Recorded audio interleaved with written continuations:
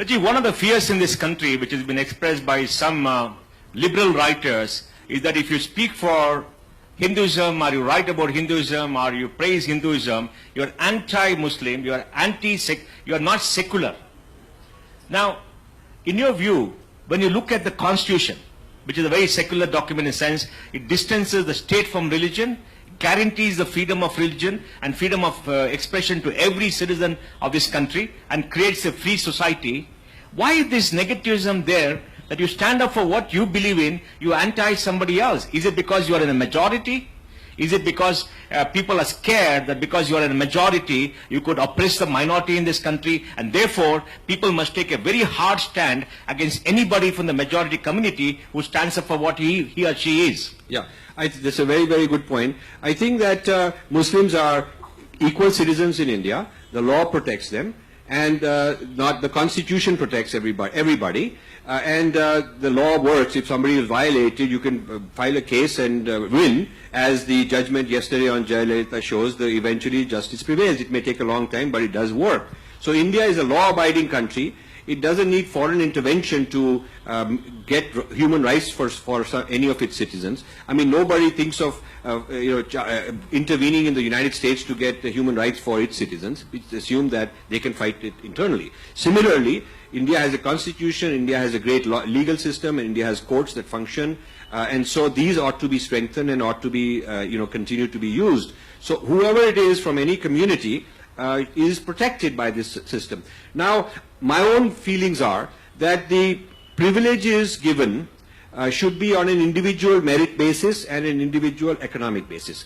I do not like this idea that a particular group, caste, religion, whatever, are clubbed and considered to be victims and have to have a special quota, because it encourages conflicts with each other. It brings vote banks, and it brings small little fiefdoms and irresponsible politicians who manipulate this. And a lot of our intellectuals and the media walas are into this kind of thing, flaring up these kind of tensions. So the law should be that the individual economic merit, if a person has individual needs on that basis, they should be given. I know Dalit billionaires. There is absolutely no reason that a Dalit billionaire should be entitled to some privileges. There are also billionaires from various minority communities. And yet I know Hindus who are not doing so well. So it is not a question of one religion or one caste or jati having problems. Whoever has problems as an individual ought to be given some special treatment.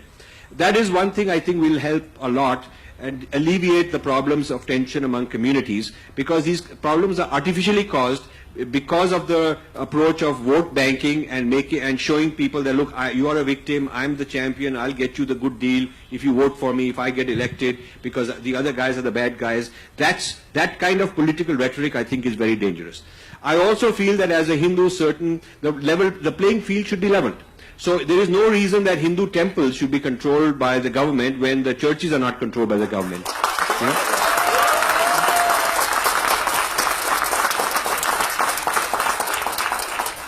And we should have a uniform civil code, because everybody should be equal under the law. It should be no difference.